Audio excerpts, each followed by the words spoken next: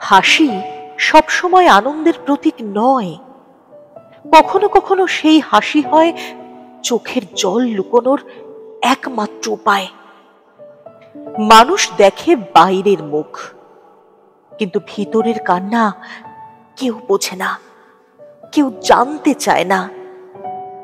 আমি প্রতিদিনই মুখোশ পরে বেঁচে থাকি, হাসি দিয়ে কষ্ট ঢাকি, শব্দহীন কান্না গোপন করি।